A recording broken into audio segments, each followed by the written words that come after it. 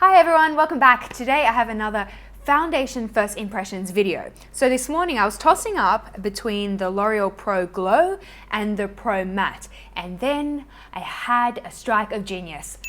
Why not do both? So yeah, I've applied the Pro Glow to this side of my face and the Pro Matte to this side, and then as the day progresses we're going to see exactly how they wear and which I prefer on my dry skin. So as always, for a little bit of context, this is how L'Oreal describes the Pro Glow foundation. 24-hour wear, hydrating glow. Lightweight, creamy, medium coverage, and it has an SPF of 15. Pro Matte, on the other hand, is a matte finish that won't fall flat, long wearing, lightweight, creamy, demi matte finish, and 24-hour wear. So long story short, the Pro Glow is a little bit more of a glowy finish and the Pro Matte is a little more matte, but both are designed to be long wearing. Just a quick note for my Aussies, because this is kind of confusing. It's labeled a little bit differently in different countries. So the Pro Glow I bought in the US. I saw Sharon having this conversation on one of her videos earlier. I think this might be the same as the regular Infallible 24-hour in Australia. Pro Matte in the US is the Infallible 24-hour matte here. If that didn't make any sense, I'm going to put it in the description box. But essentially, Pro Glow, Pro Matte, I think both formulas are available in Australia. I'm going to stop rambling. I hope you enjoy the video. It's hot in here, so take off all your clothes. So I feel like it doesn't make sense for me to prime half my face in this scenario, so I'm just going to use my favorite Veil Primer by Hourglass on both sides of my nose, just to conceal some pores a little bit. Pro Glow and Pro Matte. I really hope that these are somewhat similar shades, 205 and 24. I don't know, fingers crossed. But as always, I will leave information, a lot more information about shades in the description box. Infallible Pro Glow on this side. Oh, this looks a bit dark. Oh well, bronze up the neck. I'm gonna blend this with my beauty blender. This is too dark. I look like an Oompa Loompa. Well, the good news is it seems to be blending out quite nicely. All right, guys, we're going to focus on the formula and not the shade right now. So that's a light layer on this side of my face. And aside from the color, it's looking really lovely. I can't see a lot of product on my face. You can still see a little bit of redness kind of around my nose and on my cheeks. So I'm going to attempt to build that up a little. Okay, so yeah, I was easily able to build a little bit of extra coverage on my cheek and on the side of my nose. I'm not sure that I would call this super glowy.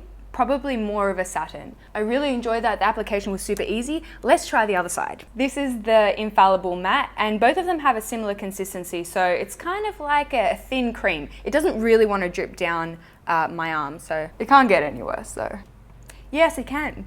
Okay, this shade is definitely a lot warmer even.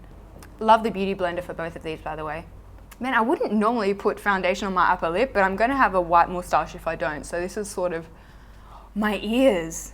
So now that's one light layer of the Pro Matte on my left side, and I think that the coverage is actually pretty similar to the Pro Glow. After one light layer, you can still see a little bit of the redness on my cheek, so let's attempt to build that. Did I buy these foundations when I was super tan? What was I thinking?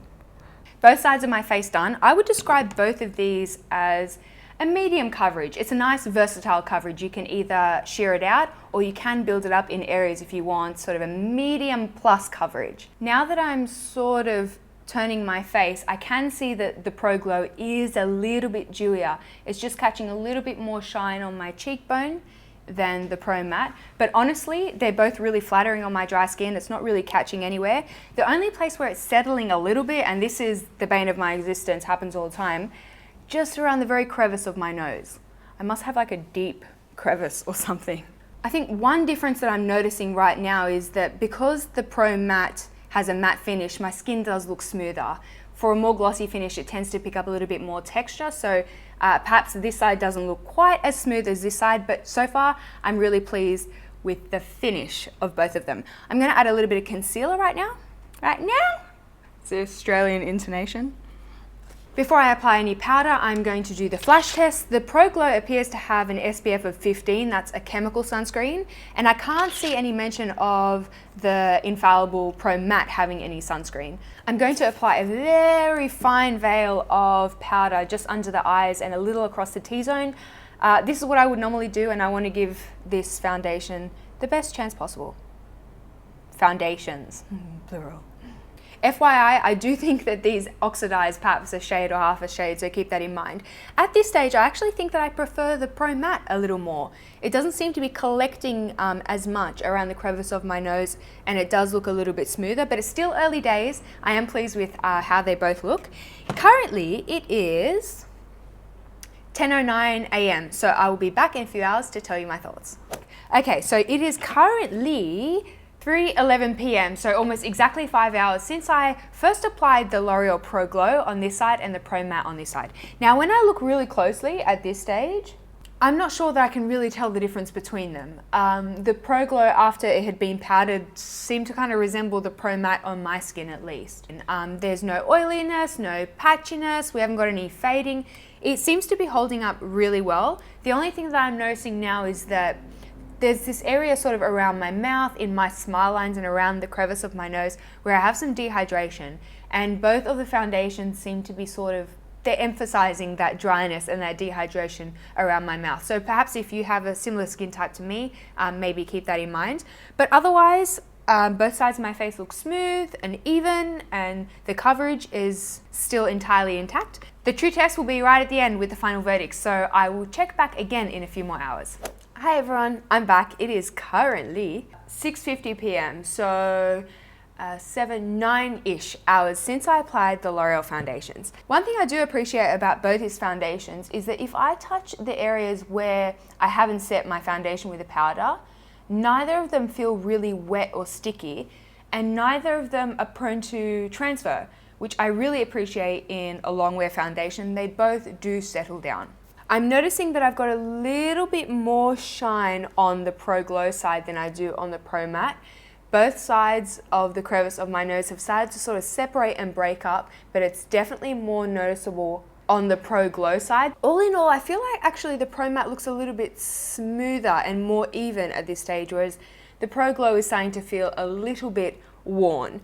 So, just a little bit of a recap.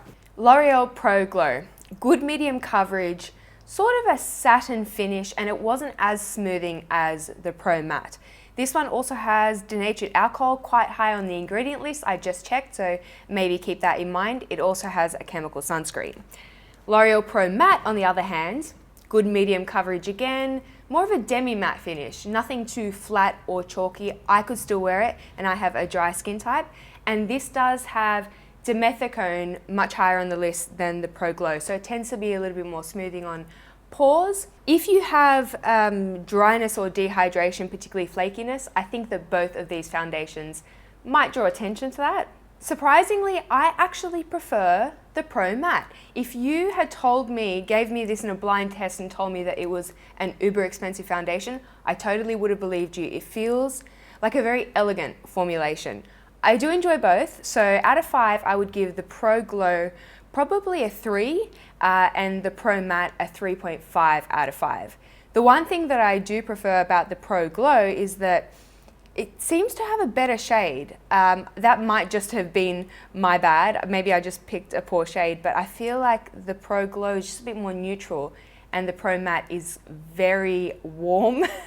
So I'm gonna have to go back and double check, get my right shades. I really hope that you guys enjoyed this video today. I think it was interesting to compare two foundations. It gives like a point of reference, I guess. So let me know if you enjoyed this concept in the comment section below. Let me know what you would like me to try next in my next foundation first impressions.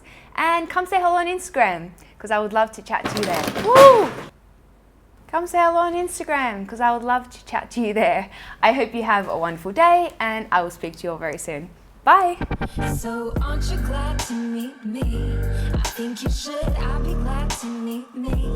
If I were you, aren't you glad to meet me? I think you should.